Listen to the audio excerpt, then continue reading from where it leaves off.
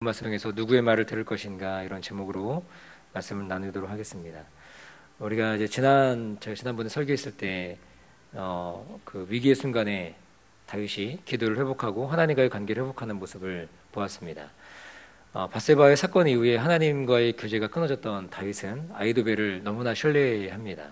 아히도벨의 모략이 어땠습니까? 하나님이 말씀하시는 것 같이 여겼다 할 정도의 아주 탁월함을 보인 사람이 바로 이 아히도벨이라고 하는 거죠. 그래서 다윗은 아히도벨을 너무나 신뢰하는 것입니다. 그러니 자연스럽게 하나님보다도 더 아히도벨을 의지했을 것입니다.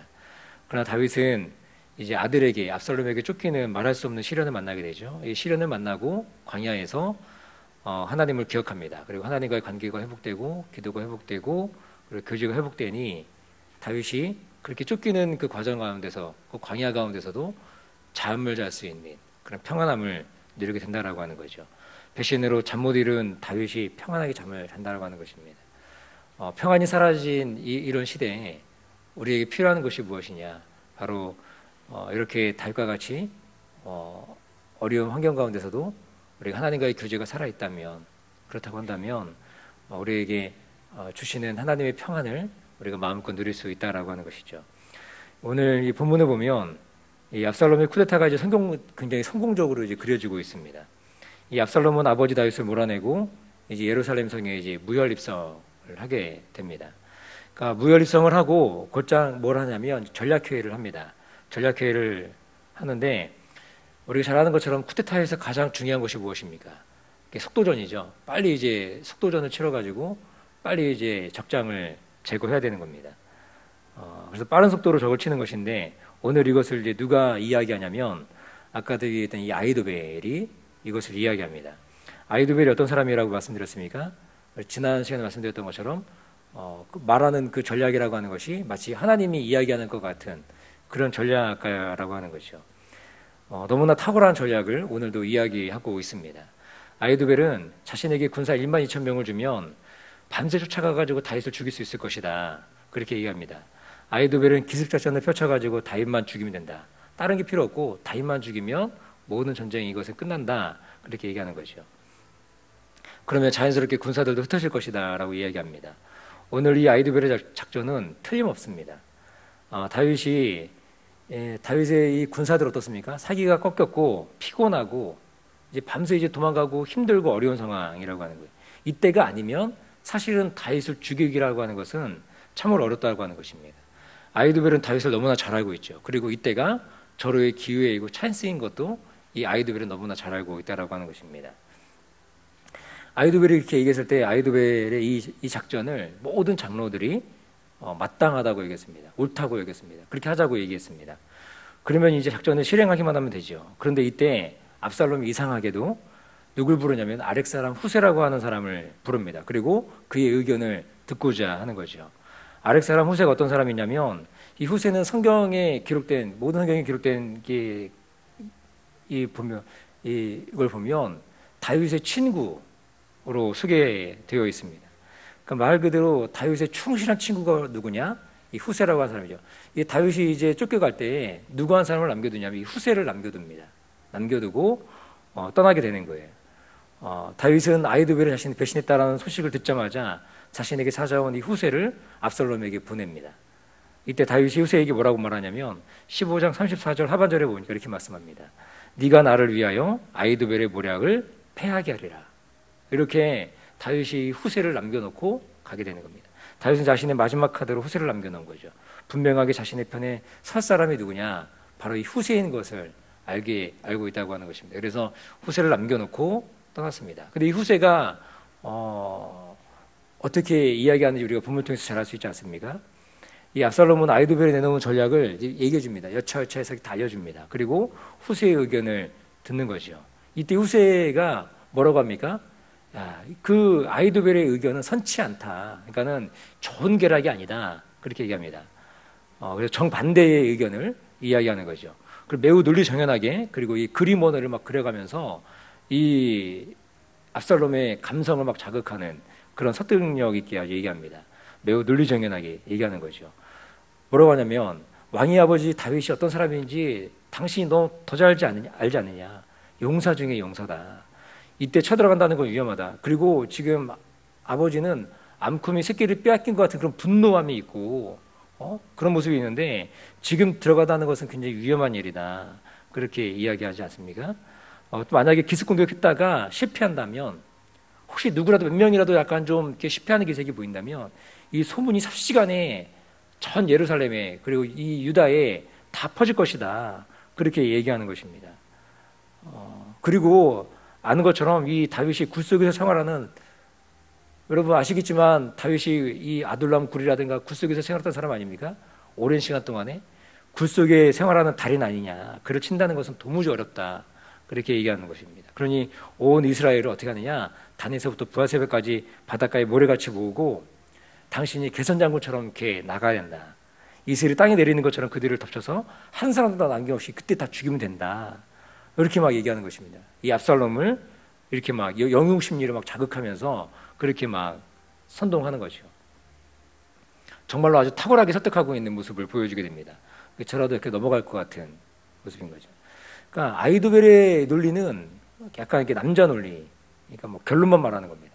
다 필요 없고 나에게 군사만 주면 내가 밤새 쫓아가가지고 그냥 죽여버리겠다. 다윗만 죽이면 이거 게임 끝난다. 그렇게 얘기하는 것이고 후세는 어떻습니까? 후세는 뭐 그림 언어를 그려가면서 아주 굉장히 설득력 있게 그를 이제 얘기하고 있다라고 하는 거죠.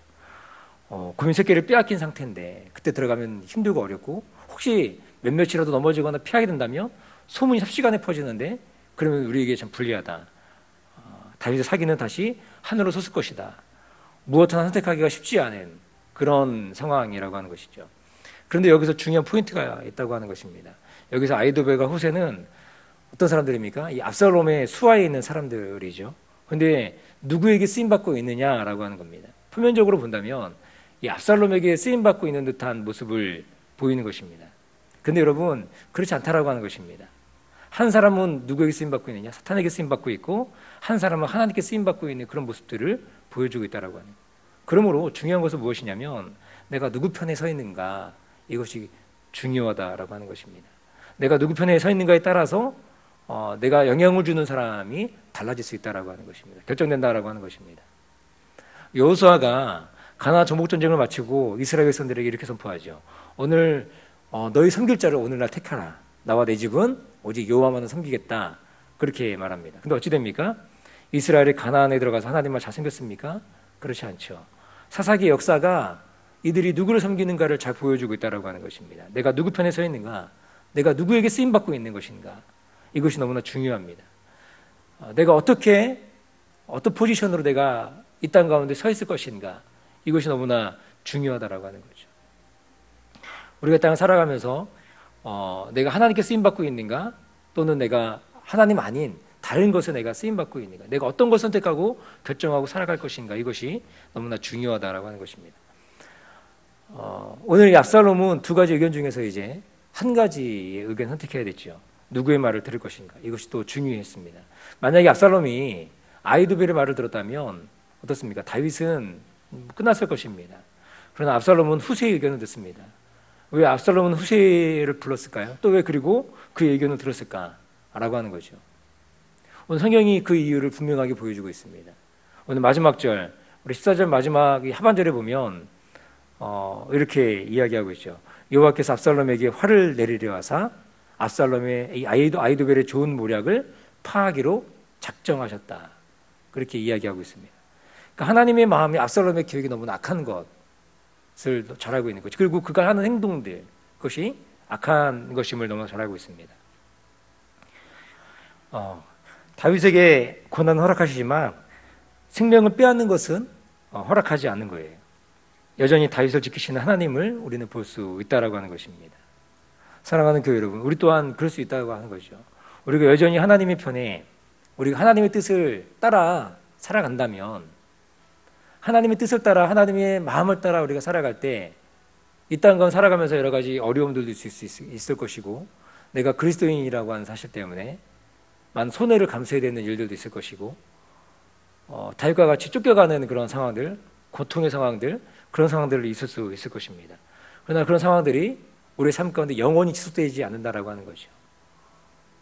어쩌면 이 땅에서의 삶이 계속적으로 고난의 연속이고 어려움이 있을 수 있고 내 마음에 고통이 끊이지 않는 모습일 수도 있을 것입니다. 그러나 우리에게는 무엇이 있습니까? 우리에게는 하나님이 분명하게 우리 삶을 역전시킬 그때가 분명히 있다고 하는 것입니다. 그것이 언제입니까? 이 마지막 때, 이 마지막에 우리의 삶을 하나님이 신원하시고 또 우리를 이렇게 세우시는 그 놀라운 그때가 우리 가운데 반드시 너무나 분명히 너무나 확연하게 있다라고 하는 거죠. 우리가 그때를 바라보며 우리 삶과 다가오는 여러 가지 어려움과 혼란과 고통들을 우리가 이겨나갈 수 있다는 것입니다. 우리가 넘어지지만 완전히 거꾸럼뜨림을 당하지 않는 그런 모습이 우리 가운데 있다라고 하는 것입니다. 다시금 우리를 일으켜 세우시는 하나님이 역전하시는 그 놀라운 은혜가 우리 가운데 반드시 너무나 분명히 확연하게 드러나는 순간이 있다라고 하는 것이죠. 우리가 그때를 소망하며 우리는 지금 현재를, 지금 오늘을 우리가 살아간다라고 하는 것입니다. 그러므로 오늘 이 다윗을 끝까지 섭리하시고 작정하시고 다스리시고 인도해 가시는 그 하나님의 놀라운 섭리를 우리가 볼 수 있다라고 하는 것입니다. 압살롬을 통해서 다윗을 힘들게 하지만 그것으로 인해서 다윗이 오히려 더 하나님을 만나게 되고 또 하나님과 교제가 회복되고 이 상황 가운데서도 그렇게 평안함을 유지할 수 있는 이유, 그러면서 하나님께서 어떻게 하십니까? 이 후세를 통해서 이 압살롬의 계략을 파하시고 그리고 말씀되어 있는 것 같이 압살롬에게 화를 내리려 하사 아히도벨의 이 좋은 모략을 파하기로 작정하신 하나님의 이 작정하심과 섭리하심이 분명히 있다고 하는 거죠. 우리 신자의 삶에도 분명히 이러한 은혜가 있는 줄로 믿습니다. 우리 신자의 삶에도 하나님의 개개인의 우리의 신자의 삶 가운데 작정하시고 인도하시고 이끌어 가시는 그 하나님의 놀라운 은혜가 있다라고 하는 거죠. 우리가 그것을 바라보고 오늘 하루도 살아갈 때도 믿음으로 이렇게 살아가는 은혜가 있기를 축복합니다. 누구의 말을 들을 것인가, 이것이 너무나 중요하죠. 솔로몬 시대가 지나고 솔로몬의 아들 르호보암이 왕위를 이어받는 장면을 우리가 잘 알고 있습니다. 그런데 이때 이스라엘 대표로 누구를 보내냐면 북이스라엘 대표로 여로보암이라는 사람을 보냅니다. 그래서 뭘 얘기하냐면 조세관면을 부탁하는 거예요.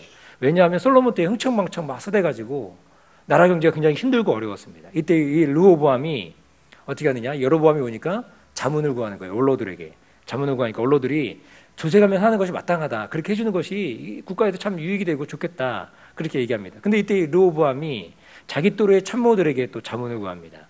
그런데 이때 뭐라 그러냐면 절대로 안 된다, 그런 일이 있을 수 없다, 왕권을 더 강화해야 되고 아버지가 채찍을 때렸다면 당신은 정갈 채찍을 때려라, 뭐 그렇게 이야기를 합니다.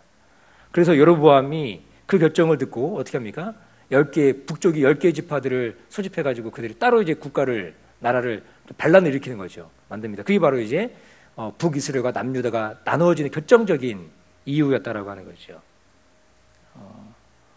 그리고 이제 르호보암은 유다 지파, 베냐민 지파 두 지파를 가지고 이 남쪽의 유다 지파, 이 유다 남유다를 세웠다라고 하는 것이죠. 그러니까 어떤 말을 우리가 살아가면서 어떤 말을 듣느냐가 굉장히 중요하다라고 하는 것이죠. 우리나라 그 임진왜란 때 여러분 잘 아실 것입니다. 선조 때 통신사를 일본으로 보내야 되는데 정기적으로 보냈는데 오랫동안 못 보내다가 어찌어찌 이제 보내게 되었습니다. 이때 통신사를 갔던 사람이 누구냐면 정사가 황윤길이었고 부사가 이제 김성일이었습니다. 도요토미 히데요시를 딱 만났는데 정사 황윤길이 도요토미 히데요시를 딱 보니 범상치 않은 거예요. 그리고 그가 이제 병선 이제 짓는 것들을 보게 됩니다. 그리고 조선으로 돌아와서 전쟁 준비를 해야 된다라고 선조에게 보고를 합니다. 그런데 이제 부사였던 이 김성일은 뭐라고 하느냐, 도요토미가 쥐새끼같이 생겼다 이렇게 보고하면서 전쟁을 일으킬 인물이 못 된다 이렇게 이야기합니다. 정반대의 보고를 한 거죠. 당시가 어떤 시대냐면 동인과 서인 간의 아주 당쟁이 굉장히 치열하던 시기였습니다. 황윤길이 서인이고 김성일이 동인인데 이런저런 이유로 여러 가지 당파적 정쟁하는 그런 이유로 선조가 김성일의 의견을 채택하는 거예요. 그리고 나서 어떻게 합니까? 일본에게 아주 처절하게 당했다라고 하는 거죠. 20만의 병력에, 그밖에 안 되는 병력에 조선 팔도가 뚫린 겁니다. 만약에 조선이 황윤길의 의견 채택했다면 조선은 전쟁 준비를 했을 수도 있었겠죠. 그리고 그렇게 어려움 당하지 않았을 것입니다. 당시 각 도성마다 성을 보수하는 공사했거든요. 성을 보수하는 공사들을 각 도성마다 다 했는데 김성일의 의견을 채택함으로써 성을 보수하는 공사들을 다 중단시켰다고 하는 겁니다. 그러니까 각 도성마다 이제 임진왜란 때 아주 쉽게 이 도성들이 함락되는 그런 어려움들을 당하는 것을 보게 되죠. 역사는 되풀이되지 않습니까? 우리가 나라와 민족을 위해서 기도해야 될 때라고 생각됩니다. 이 나라의 리더들이 좋은 결정을 할 수 있도록 우리가 이제 기도해야 될 것입니다. 그래 민족이 살 길이 열리는 거죠. 그리고 교회를 위해서 또 우리 교우들을 위해서 또 기도하는, 우리가 마음 가운데 선택하고 또 결정하고 기도하는 그 일들이 너무나 중요하다라고 하는 거죠. 오늘 압살롬 입장에서는 안타까운 결정이죠. 아히도벨의 의견을 버리고 후세의 의견을 따릅니다. 사실 이 모든 것이 뭐였어요? 하나님의 의도였다라고 하는 거죠. 우리는 마지막에 이것을 보는 것입니다. 그러므로 우리가 이 땅을 살아가면서 어떤 편에 서 있는가? 나는 하나님 편에 서 있는 것인가? 이것이 굉장히 중요합니다. 우리도 이 땅을 살아가면서 서로 상반된 의견을 마주할 때가 있습니다. 무엇을 선택할까 하는 기로에 서 있을 때가 있죠. 이때 중요한 것이 무엇입니까? 우리 어떤 기준을 가졌느냐? 어떤 편에 서 있느냐? 나에게 진리는 무엇인가? 이것이 중요할 것입니다. 우리 절대적인 진리가 무엇입니까? 성경이죠. 성경의 원래 원칙을 따라서 선택하는 훈련이 우리 가운데 필요한 줄 믿습니다. 신앙이란 무엇입니까? 이 선택을 계속해서 훈련해 가는 것. 이것이 신앙이라고 생각합니다.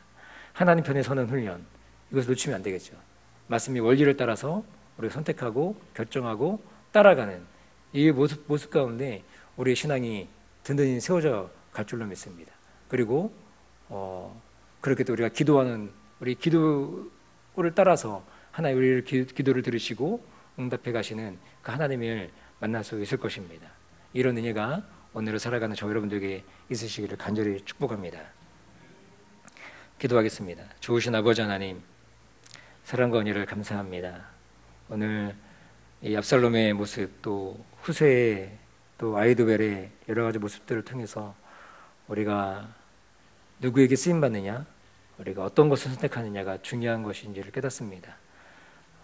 우리 개인의 삶에도 많은 것들을 선택해야 되는 상황들이 있고, 또 국가적으로도 여러 가지 선택해야 되는 상황들을 여러 가지 어려움들이 있습니다. 이때 우리가 어떤 걸 선택할 것인가, 바른 판단의 기준들이 있을 수 있도록 인도해 주시고, 우리 신자의 삶에 분명한 선택의 기준은 바로 성경인 것을 믿습니다. 성경을 따라 그렇게 선택해가는 훈련들을 잊지 않고 놓치지 않고 살아가는 우리 모두가 될 수 있도록 하나님 인도하여 주옵소서. 감사드리며 예수님 이름으로 기도합니다. 우리 찬송가 495장